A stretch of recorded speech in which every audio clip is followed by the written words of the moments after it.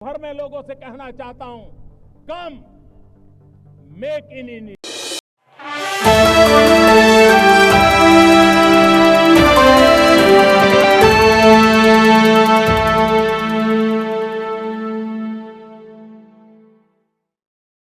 Panama में बहुदलीय प्रतिनिधिमंडल का नेतृत्व कर रहे कांग्रेस सांसद शशि थरूर ने आतंकवाद के खिलाफ भारत के दृढ़ रुख को एक बार फिर दोहराया।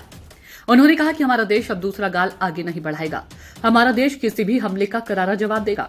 भारतीय दूतावास की ओर से आयोजित एक कार्यक्रम में बोलते हुए थरूर ने महात्मा गांधी की बिना किसी डर के जीने के संदेश का भी जिक्र किया। थरूर ने कहा, महात्मा गांधी ने आजादी के लिए हमारे संघर्ष में अपने साहसी नेतृत्व में हमें यह भी सिखाया कि हमें हमेशा अपने अधिकारों के लिए खड़ा होना चाहिए। हमें हमेशा उन मूल्यों के लिए खड़ा होना चाहिए जिन पर हम विश्वास करते हैं। हमें बिना किसी डर के जीना चाहिए। डर से निजात ही वह चीज है जिसके लिए हमें भारत में इन दिनों लड़ना पड़ रहा है। हमें उन दुष्ट लोगों के खिलाफ लड़ना है। हमें ऐसे नापाक लोगों के बुरे हमलों के खिलाफ लड़ना है जिसे दुनिया आतंकवादी कहती है। उन्होंने कहा, ऐसे दुष्ट लोग मानते हैं कि हमारे देश में आकर निर्दोष लोगों को मारकर और फिर से भागकर वे बच जाएंगे। उन्हें लगता है कि इस तरह की हरकत करके वे किसी तरह किसी बड़े राजनीतिक या धार्मिक मकसद को हासिल कर लेंगे।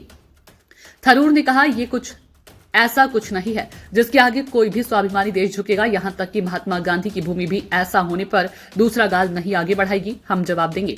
ऑपरेशन सिंदूर के बारे में आगे बोलते हुए शशि थरूर ने भारत के ऑपरेशन के दौरान मारे गए आतंकवादियों के जनाजे में पाकिस्तानी झंडे, सैन्य अधिकारी और नेताओं की उपस्थिति के लिए पड़ोसी की आलोचना की।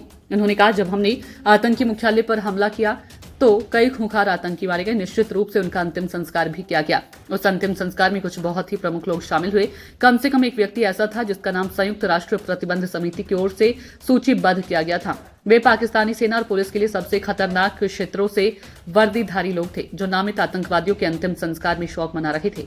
यह वह देश है जो अब कहता है कि हम निर्दोष हैं।